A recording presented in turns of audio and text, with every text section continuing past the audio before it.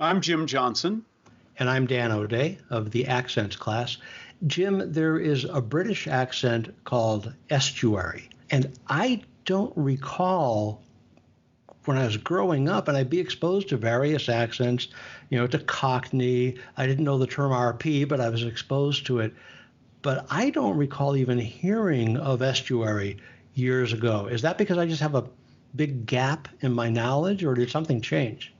Well, the term actually didn't come about until in the 1980s. So that may be related to it. It's actually, the term is in some ways maybe on its way out. It's shifting a little bit. It's modern London area speech. And in fact, that's part of what makes it a little bit elusive for some people, is because it feels like it's not quite Cockney and it's not quite RP. It's something that has elements of each somewhere in the middle. When you're determining what to do with the T's with estuary, this is where, and this will be important when we get to other accents as well. It's really important for you to pay attention to how you probably treat them in your own relaxed speech. So if you said in your own voice to a towering if you say that line in your own voice, how would that be? To a towering romantic hero like you, I don't doubt that I'm somewhat common, but I am, nevertheless, what she has chosen. Great. So you kept the T in romantic, which many Americans will drop that. Many Americans will drop a T after an N. A romantic, right? Mm-hmm. It's the way we say winter, mm-hmm. instead of winter. Mm-hmm. So that's very common. And you might do that in estuary, right? Mm-hmm. But you kept it there, but then you got rid of it on don't doubt that I'm, don't doubt. Don't doubt. You did glottals for both of those. Don't doubt. And mm-hmm. those were perfect. Those are exactly where we want to hear them with estuary. Don't doubt that I'm. There you did a tapped R. You did the American that I'm, and that's great. Okay. And it really is within estuary. It is about mixing up the T's and the tapped R's and the glottals. Yeah? Yeah.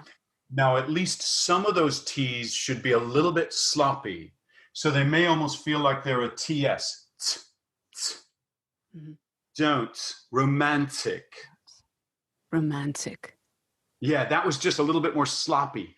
That was like the T wasn't quite as crisp and clean. That was just a little bit more romantic hero. Yeah. Romantic hero. Yeah. Yes. Okay. And immediately you just dropped down. And I could hear that your whole tone just went more into that, baby.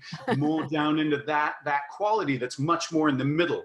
Just by giving it that little tiny detail of that slightly sloppier T. And also, when you first went through it, I believe that you went, a towering romantic hero like you, I don't doubt. Yeah? Mm. As opposed to, I don't doubt that I'm somewhat common, and somewhat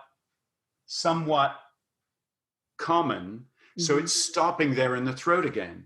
Mm-hmm. And it's that mixture of those that keep us solidly in the land of estuary.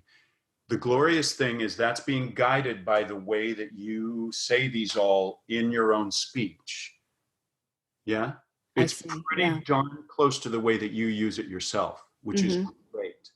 So if with estuary you feel yourself getting overly posh, the two places where I hear that happening over and over again is the intonation getting too crisp, sort of up and down. Mm-hmm. And the other place is, what are you doing with your T's? Okay. All right. That's great. Then once in a while, if somebody's going a little too Cockney, they're probably trying to drop their H's. They're probably trying to change their TH's. Mm-hmm. And then they're also very possibly dropping their G's, going and doing and being. Mm-hmm. Okay. Those are the things where people start to cross over too far into Cockney land. Okay. That's what I tend to hear over and over again. That was a beautiful adjustment that I feel like make a big difference. So if you can recognize that, to a towering romantic hero like you, can you do that and do that sloppy T on romantic and then go on and do the next line like after that? So we're going to hear a couple of complete lines. Let's see where this takes you. To a towering romantic hero like you, I don't doubt that I'm somewhat common, but I am nevertheless what she has chosen. Good. Say one more. And we must respect what the woman wants. If you go near her again, I promise I will kill you. That's great. Okay. Yeah. I'm really hearing that adjustment now. I'm Yeah. hearing that intonation come out even just a little bit more now when you're kind of rubbing your way through those words, when you're dragging your way through those words. Mm-hmm. That was great. The adjustment that that little tweak made to the whole of it. How would you describe what is the change that you made? How did you experience that? The visualization of being more relaxed, and the TS really helps me. Just mentioning that, yeah, because that just really helps. TS, just the I don't know, not a th, but not a ts, you know what I mean? Yeah. Yeah, So it loses that crispness. Yeah. yes, because I tend to speak crisp like I am, and Yeah. so when I do this, that is one of the hardest things for me to get rid of, is that. That's great.